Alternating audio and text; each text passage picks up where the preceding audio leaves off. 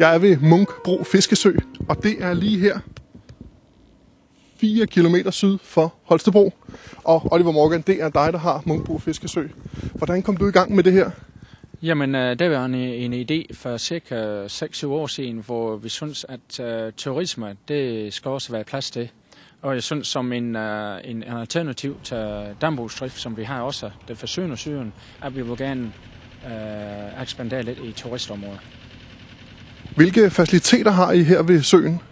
Jamen, vi har, synes vi selv, næsten hele. Selvfølgelig det er handicapvenligt, både med hensyn til toilet og renserpladser. Vi har kold og varm vand, nogle kiosker også, hvor man kan købe drikkevarer og slik, og selvfølgelig fiskegrej også.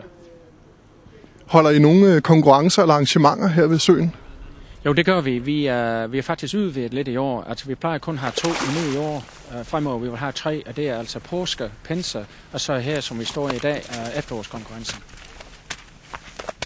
Hvilke fisk sætter I ud i søen? Vi har cirka 4 forskellige slags. Vi har selvfølgelig regnbuer, bækkeøre, kildeøre og så sølvøre. Jeg kan se, at I har også nogle andre fisk i søen og nogle andre dyr i søen. Jo, vi har sådan lidt af hver også. Vi har nogle sandarter også. De er også gaskrabber. De har været med til at holde grøden af, og så alle de der små skidtfisk også. Og hvor tit sætter I så fisk ud? Jamen, det er sådan lidt forskelligt, det vi har på besøg. Men altså i konkurrence, vi sætter sådan set det dobbelt ud. Det vil sige, lige nu her, vi har cirka 80 besøgende om dagen, så sætter vi cirka 200 kilo ud om dagen i konkurrencen. Og så efter behov, men i sæsonen, det vil sige om forår og så videre, så sætter vi i hvert fald 1 gang om dagen. Så ender vi med cirka at bruge omkring 20 tons om år. Og så vi regner med, at vi har 10-12.000 besøgende. Og som du nævnte, så er det en udvidelse af jeres dambrugdrift, så du har temmelig nemt til fiskene.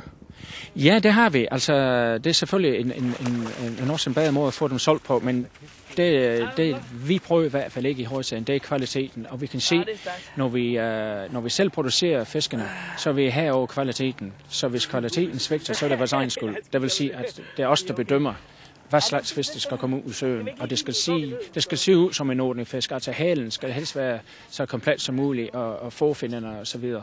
Det skal se godt ud. Tak.